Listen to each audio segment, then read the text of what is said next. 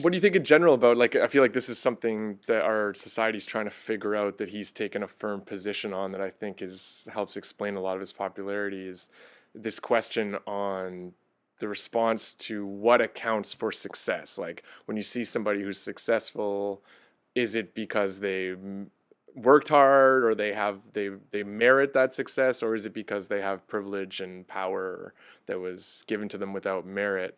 And there's been a left critique, which is it's mostly about privilege and power, and then he comes back and says, no, we are living in the most fair and meritocratic society ever created. And I think people have latched onto that as one of the messages that they like, right? Yeah, man. I mean, okay, both things are true. Like, I mean, you know, Jordan doesn't think white privilege exists. I can talk about a white privilege in a way I could break it down that I think is rational and not identitarian and not ideological. Like, just, you know, what I've seen. And we could talk about that. I could break that down. But I think Jordan is not into those kind of conversations because it might imply that he has something he doesn't deserve, or his dad, or his dad's dad, right? People don't like to hear that, especially if you are the type that has had your own struggles, like with mental health, right? So you've had your own like physical pain, like every day, like most of Jordan's adult life, like he would wake up in the morning for like an hour just in excruciating like pain, and it's because of his condition or whatever. So it's like, and then you go online and say, well, you have white privilege. Like, you don't know me. It's true. So I get it. But the part that he missed that people don't get is that Jordan is not very well traveled. Like, he's never really, like, he went from, like, he did his master's and his PhD both at McGill, and he's never really immersed in a new culture, right? So the part that he's missing is colorism, man. Like, fucking most of the world prefers white shit. Black people prefer it. They lighter tone. Iranians do it. Indians do it. Bleach in the face cream. You know, it's like, yeah, man. Like, that's the thing. Like, you're clearly more trusted, respected, and seen as beautiful if you have a lighter tone.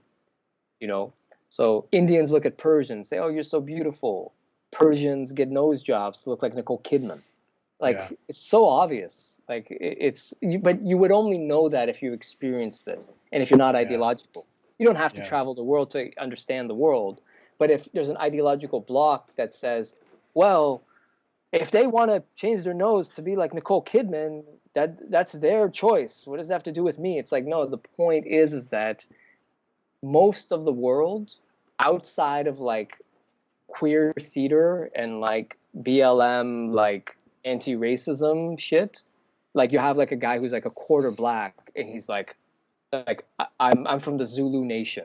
Like, you're saying that because it gives you street cred because you live in an art space. But most people around the world, they like that white shit. That's the Mm. thing, right?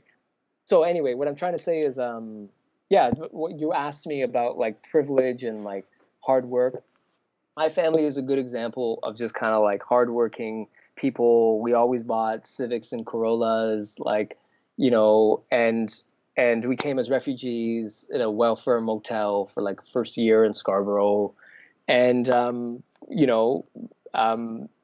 they own a house. They've owned the house since I was like maybe 18. They always rented up until then, and that's Canada, right? That's how good this part of the world is. Immigrants know that, not the ones that are on Twitter. Immigrants know that shit and racism, and it's still worth it because Yeah. it's so much better than where we're from. Not. I'm not talking culturally. Like, there's so much things about that culturally we miss from where we're from. That any diaspora can talk about that. I'm talking about government and institutional, and Infrastructure. that's where I depart from the left, even the far left for sure, but even center left. I mean, when I say this stuff, they don't like that I'm saying it because it turns down the volume of their activism. But I'm saying it because it's true, right? Yeah. I think that's key. And I think that's something Jesse touches on a lot with Jordan Peterson, is like this ability to, and we have a clip, like, he believes in the assertion of your truth. You know, speak your truth. And I think that that's important. And I think even if it's one of the challenges and one of what helps him sort of rise right now is, I think, even on the left, there's this concern and this effort to protect groups by forming narratives that we don't allow certain truths to be articulated, you know, because they aren't seen as helpful to like a broader political aim. And that's part of what makes Jordan hated, and it's part of what makes him loved, I think.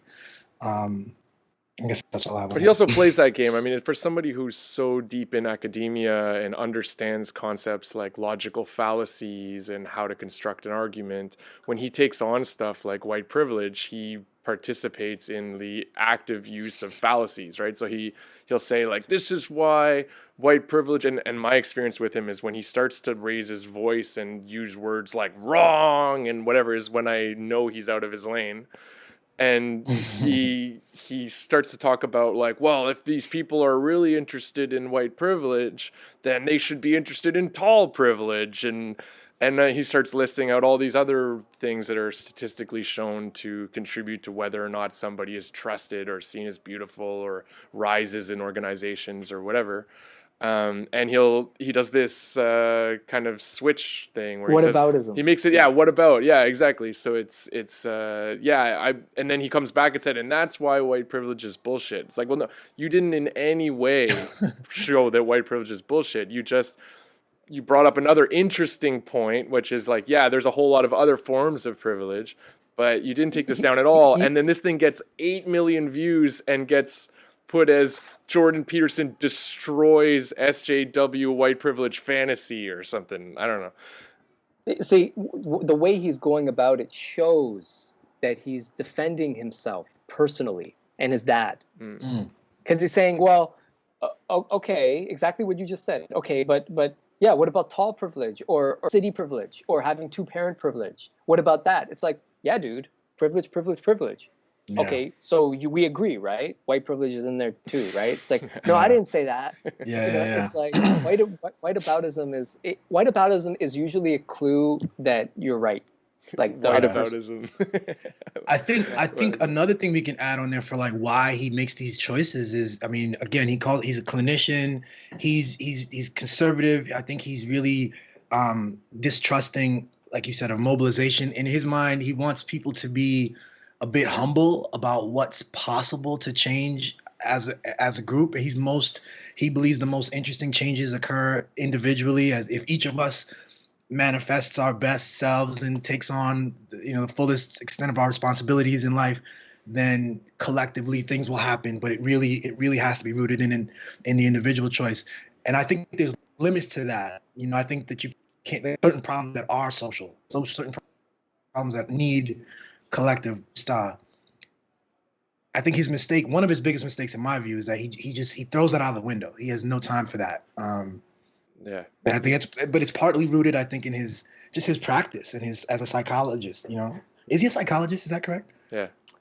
Okay. He's a clinical psychologist. Yeah. So. Anyway. But yeah, he defends the status quo in various ways, like various approaches.